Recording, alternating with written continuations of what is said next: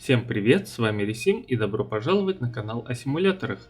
И сегодня для вас обзор на игру Beyond Blue. Я бы назвал ее симулятором океанолога, где вам предстоит погрузиться в мировой океан, удивительный подводный мир. А через главную героиню и ее коллег вы узнаете много интересного об океане и его обитателях. Ну что ж, отправимся в удивительное приключение. Желаю всем приятного просмотра. Итак, погружаемся.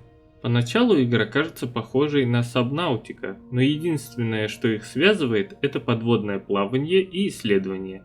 На этом их сходство заканчивается. В Beyond Blue вам не придется выживать, запасаться провизией, кислородом и отбиваться от враждебных обитателей глубин. Это абсолютно мирная и расслабляющая игра, у которой совершенно иные цели. Вы увидите подводный мир глазами Миры, ученой и исследовательницы океанских глубин. В исследованиях вам помогут ее коллеги и современное оборудование.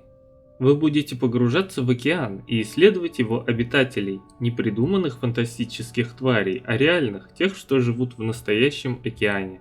Хотя, глядя на некоторых, можно подумать, что они фантастические. Природа настолько креативна в своих дизайнах.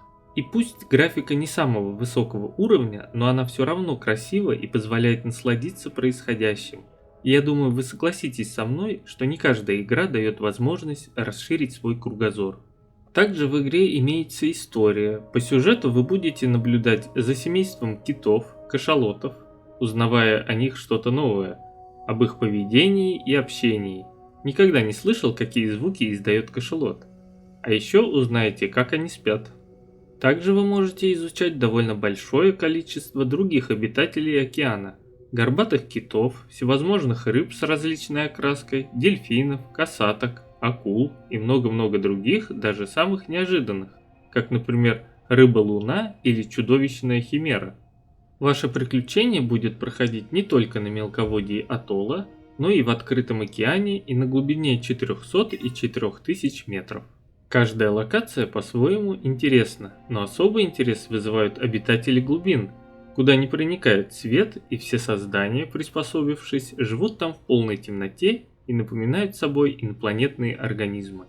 Жизнь на нашей планете очень разнообразна.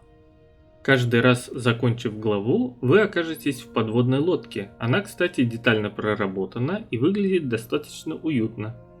В ней вы сможете посмотреть мини-документальные фильмы, в которых океанологи немного приоткроют тайны океана. Новые серии будут открываться по мере прохождения игры.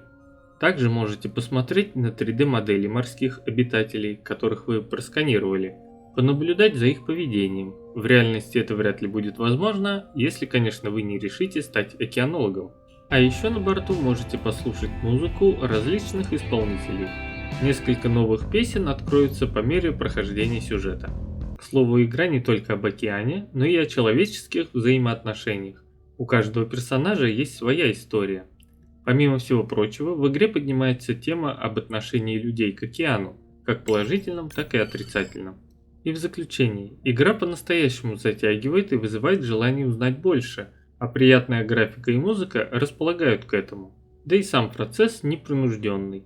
По продолжительности игра займет всего несколько часов, но вы всегда можете зайти и просто полюбоваться подводным миром. И еще чуть не забыл. В игре есть фоторежим, так что можете наделать фото с красивыми пейзажами. На этом у меня все. Всем спасибо за просмотр, ставьте лайки, дизлайки, пишите комментарии, подписывайтесь на канал. Всем удачи, увидимся в следующей серии. А пока всем пока.